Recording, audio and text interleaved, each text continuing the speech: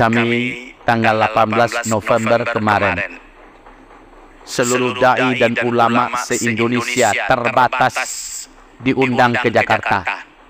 Tempatnya di Adzikra Sentul, tempat Kiai Haji Muhammad Arifin Ilham.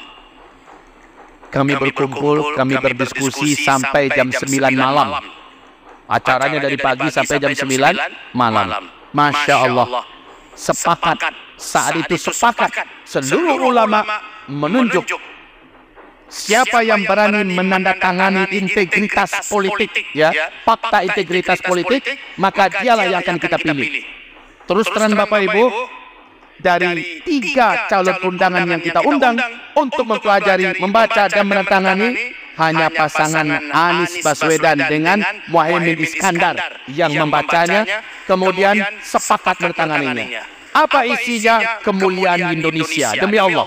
Kemuliaan Indonesia, kemuliaan Islam, kemuliaan NKRI, kembali bangkit NKRI di mata dunia, ekonomi, militer, politik, agama, bangkit. Ini isi daripada fakta integritas itu.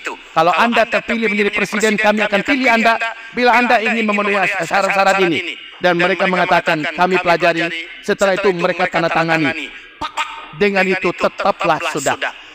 Dari hasil ijtima ulama, tanggal 18 November 2023, pilihan ulama Islam pejuang Ahlus Sunnah wal Jamaah dari Sabang sampai Merauke jatuh kepada Amin nomor 1.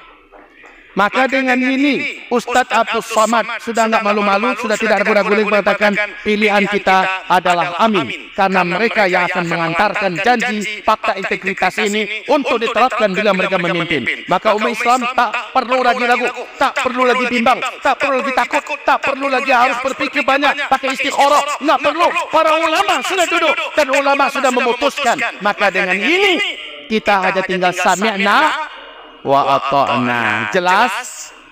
Jelas? Jelas? Ini amalan terbaik di akhir zaman. Jihad. Jihad ekonomi dan jihad politik. Baik Bapak Ibu, hamba-hamba Allah yang kami cintai, Buya, jangan bawa politik ke masjid. Masjid ini suci, Buya. Politik ini kotor. Saya bertanya kepada Anda, sejak kapan Anda ingin memisahkan agama dari politik? Sejak mulai Anda memisahkan, sejak itu Anda menjadi sekuler. Dan sekuler bahasa Arabnya almani. Hukum almani dalam akidah Ahlus Sunnah wal Jamaah adalah orang ini murtad, keluar dari Islam. Siapa yang ingin mencoba-coba memisahkan antara Islam dengan muamalat, ya, pendidikan, politik, kesehatan, ekonomi, budaya, media, siapa yang ingin memisahkan ini? Bahwa agama hanya sebatas masjid, yaitu sholat, puasa, zakat, baca Quran, zikir, sedekah, umrah, haji, dan sebagainya. Hanya itu yang agama. Tapi urusan politik bukan urusan agama. Orang ini yang dimaksud oleh Allah. Afatu'minuna bi ba'dil kitab wa takfuruna bi ba'd. Apakah kamu hanya menerima setengah saja isi kitab, lalu kamu tampakkan setengah isi kitab yang lain? Fama jaza'u man yaf'alu dzalika minkum illa khizyun fil hayatid dunya. Orang yang melakukan amalan itu di antara kamu, selama dia hidup di dunia, dia hina. Wa yaumal qiyamah yuraduna ila asyaddil adab. Orang yang menerima agama hanya setengah, lalu mencampakkan setengah lainnya, mereka ketika matinya su'ul khatimah dan menunggunya azab yang sangat pedih. Di masjid dibedah oleh Rasulullah siapa yang akan memimpin. Di masjid, Pak. Ketika Nabi meninggal, para sahabat melanjutkan musyawarah besar terjadi di masjid. Siapa yang akan memimpin? Di mana kepemimpinannya nanti?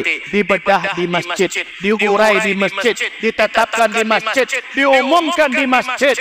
Jadi jangan sesekali berpikir, jangan bawa-bawa politik ke masjid. Anda sekuler, gitu aja bahasa kita, Pak. Sementara Islam itu ajaran kafah, ajaran yang sangat komprehensif, universal. Di masjid bicaralah kesehatan, di masjid bicaralah ekonomi, di masjid bicaralah politik praktis, di masjid layak umat ini mendapatkan penjelasan yang jelas. Seperti ini, kalau enggak di kita yang menyampaikan, kalau enggak kita yang menyampaikan, maka siapa lagi yang akan menyampaikan?